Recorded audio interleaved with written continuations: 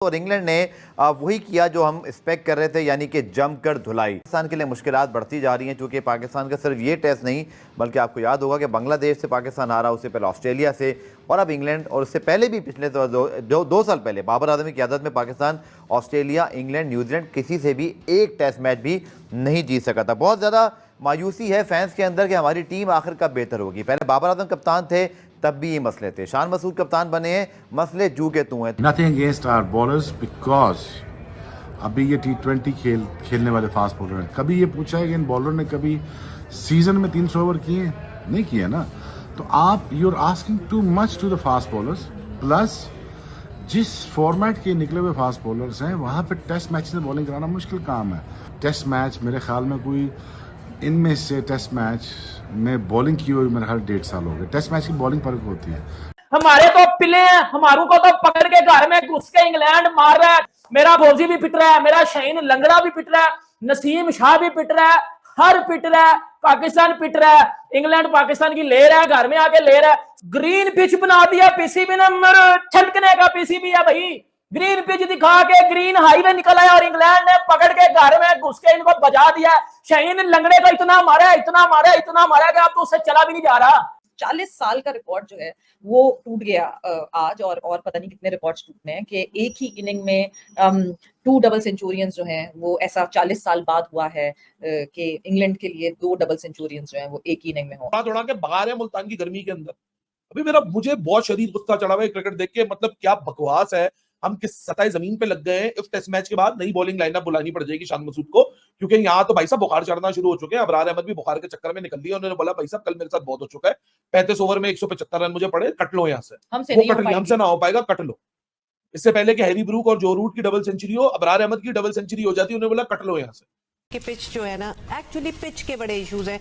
वो pitch bye all records जो है, इनफैक्ट जो इंग्लिश कमेंटेटर्स हैं वो तो कह ही रहे हैं कि वो सड़क लगती है, वो उसका सड़क का। हमारी कुछ आगा जाहिद साहब के ऊपर डाल दिया करते थे। अब तो आपके पास टोनी हैमिंग्स हैं जो कि एक एक्सपर्ट माने जाते हैं। मेलबर्न, एडिलेड से आप लेके आए, उनसे भी पिच नहीं बन रही। कहा गया कि जी क्रैक्स हैं, क्रैक्स अभी छोटे हैं, ये तीसरे दिन खुल जाएंगे। मुझे लगता है किसी ने आके एल्फ्री डाल दी है कि वो क्रैक्स खुली नहीं। कोच कहते हैं जिस तरह का पिच उस तरह का पिच बन जाता है, और क्योंकि अपने आप पे ये चीजें ब्लेम डालना नहीं चाहते हैं तो मीडिया को यही मैसेज कन्वे करते हैं कि हमने तो ऐसा नहीं कहा था। इंग्लैंड से कल रात को मैंने कहा है 70% इंग्लैंड ये मैच जीत रहा है। कैन का इमेजिन तो पूरा डाल दिया भाई एक सेशन दिया है मैंने अब इंग्लैंड को, ये टी वाला, ये टी के बाद से कल शाम तक पाकिस्तान सरवाइव नहीं कर पाएगी। इतनी टांगे तो इनकी पहले दिन नहीं है, 1.5 दिन ही तो बैटिंग की है इन्होंने। सबसे अच्छे हालात में जब विकेट थी और शान का 150 था, अब्दुल्ला शफीक का 100 था, तो अब तो 100 आना भी मुश्किल है इनका। ये रन नहीं होंगे, ये रन तो छोड़ो, ये सरवाइव नहीं कर सकते 110-20 ओवर यार। मुझे ये बताएं, वो जो रोड गा रहे थे, रूट और ब्रूक ने बता दिया रोड हो अरे कुछ भी हो, हम जब खड़े हो जाते हैं तो ऐसी की तैसी करते हैं। अच्छा, मुल्तान तारीखी एतबार से अगर देखा जाए तो बॉलर्स की जिल्लत की दुकान है ये। जय हिंद दोस्तों, आप सबको इंडिया में जान पर स्वागत है। आप सबको तो पता ही चल गया होगा कि अब पाकिस्तान के साथ इंग्लैंड उनके होम ग्राउंड में क्या कर रहा है।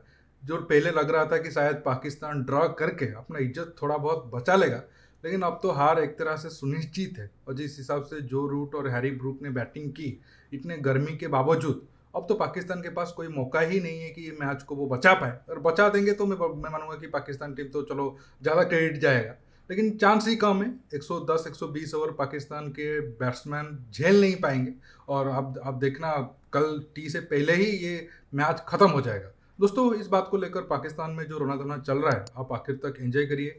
मैं मिलूंगा आप सबसे वीडियो के आखिर में, और आप सबसे रिक्वेस्ट है ये वीडियो को ज़्यादा से ज़्यादा लाइक शेयर करना बिल्कुल मत भूलिए। तो क्या असल मसाइल की तरफ हमारी जो तवज्जो नहीं है, पाकिस्तान टीम का जो ओवरऑल स्टैंडर्ड है वो क्या बहुत ज़्यादा गिर चुका है, और पाकिस्तान के सिलेक्टर्स हों, कोचेज़ हों, खिलाड़ी हों, और सबसे बढ़कर आज मुल्तान की पिच दुनिया भर में मौजूद बहस बनी हुई है।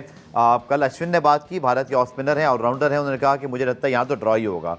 उसके बाद केविन पीटरसन ने कल एक ट्वीट में कहा कि ये पिच बॉलर्स के लिए कब्रिस्तान है, और आज जब उनकी बैट टीम ने रन्स किए तो उन्होंने कहा पाकिस्तानी फैंस को बता दूं कि कहीं मैं आपके रन से परेशान नहीं था। उनके अपने खिलाड़ियों ने भी जब रन्स किए उन्होंने कहा मैं अब भी ये कहूँगा कि ये विकेट बॉलर्स के लिए एक कब्रिस्तान की तरह है और यहाँ कुछ भी नहीं है, और अगर ऐसी पिचें बनती रहीं तो टेस्ट क्रिकेट का जो फ्यूचर जो है वो तबाह हो जाएगा। बहुत ज़्यादा तनकीद हो रही है इस पिच पर।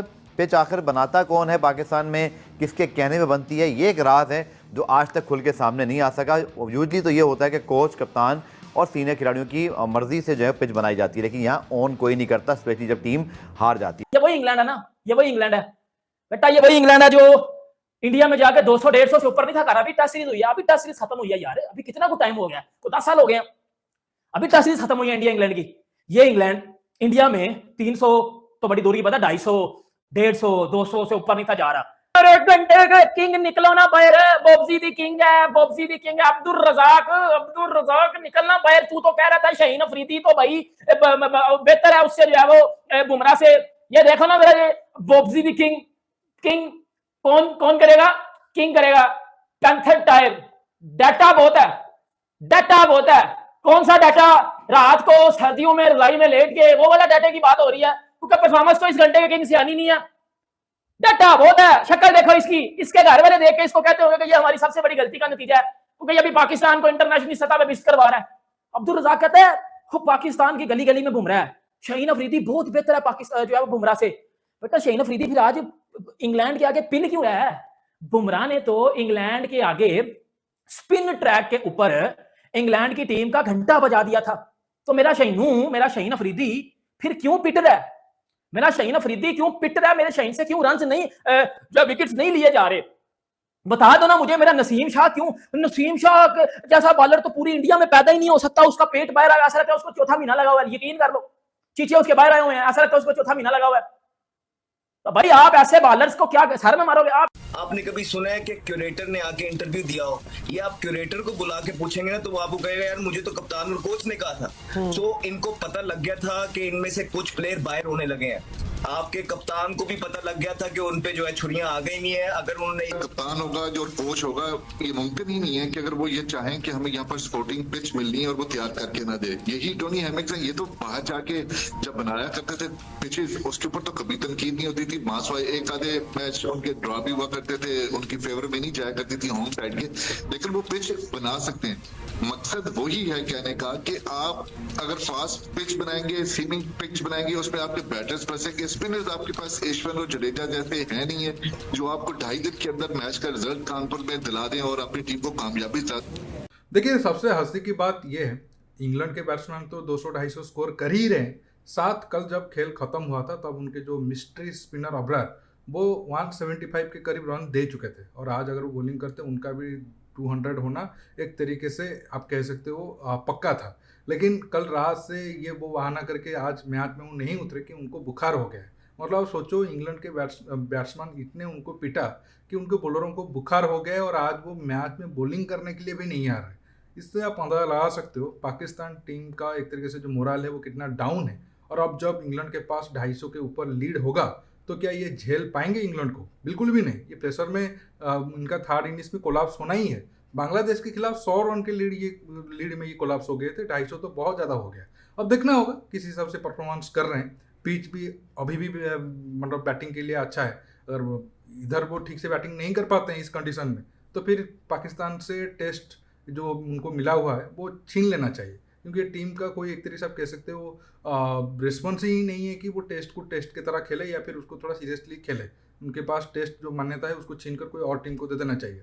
दोस्तों आज के टॉपिक में बस इतना ही। आप इस मुद्दे पर जो भी राय रखना चाहते हो नीचे कमेंट बॉक्स में कमेंट करके बताइए, और ये वीडियो को ज़्यादा से ज़्यादा लाइक शेयर करना बिल्कुल मत भूलिए। दोस्तों रुकता हूँ, बहुत जल्द और एक न्यू टॉपिक के साथ मिलूंगा। नमस्कार, जय हिंद।